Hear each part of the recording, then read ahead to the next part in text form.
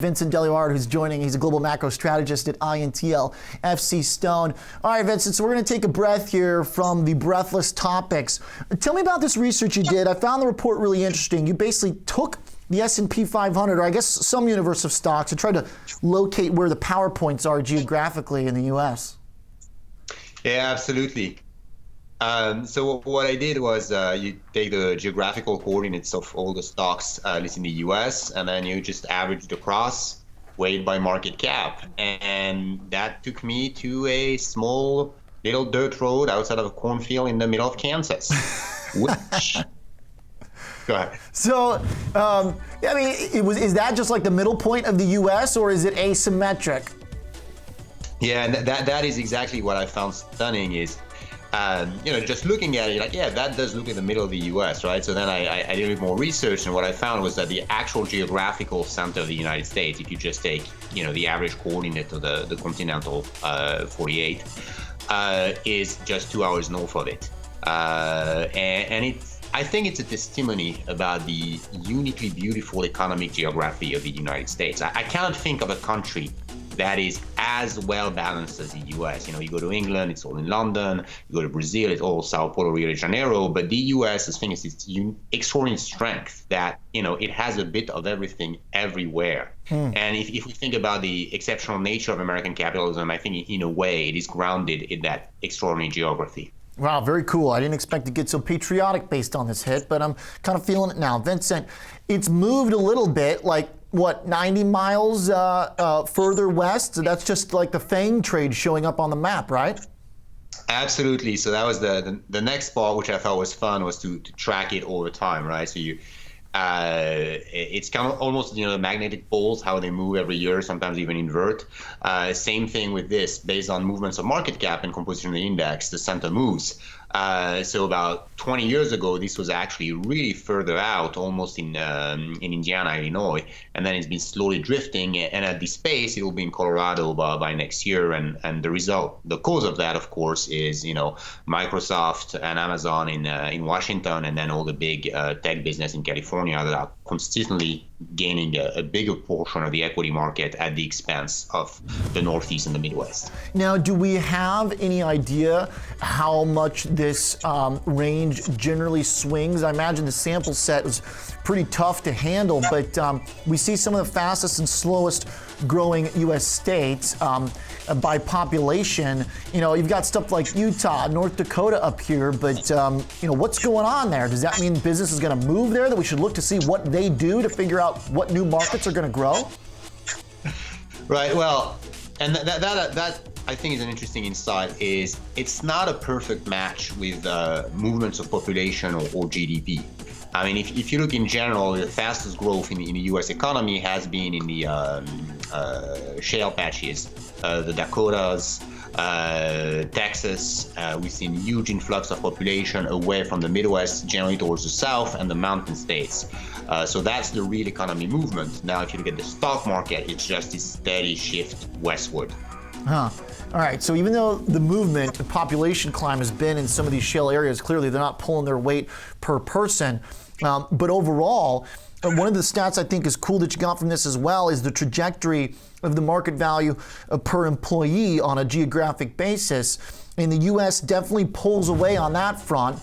Is that because we're very productive and efficient, or is it because our market is in a giant bubble? I'm setting you up, Vincent. You did. Well, I'd say a bit of both. I mean, one other factor which I thought was interesting was you have about the same amount of employee in the major regions of the world if you look at the MSCI US, Japan, emerging markets. Now, of course, if you look into a market cap, the US is clearly ahead. So theoretically, each US employee is worth about $1 million market cap versus just 300,000 in Japan. So, obviously you can make a case that maybe, as you said, Americans are just smarter and better, or maybe, as I hinted in the beginning, they just have a better geographical endowment to work with. or maybe it's just a purely speculative phenomenon. One thing that I did is that I looked on a book value basis. And then if you look at book value per employee, it's actually the exact same in all major regions. Huh. So it really depends on what you define as value. Is it the stock market's opinion or the accounting value of the assets? Interesting. Now, for those that don't have their CFA, what's the importance of that one being a little bit more in line? Does it suggest that maybe things aren't totally out of control, frothy? Well, yeah, back in the old days, that was the idea of book value, right? I mean, the value of a business was the value of its assets minus that of its liabilities. Now, and you have a whole school of investing. I mean, the whole value investing, the value anomalies based on that notion that over time, businesses with a low price to book value tend to do better. Now, obviously, that has not worked at all over the past 20 years.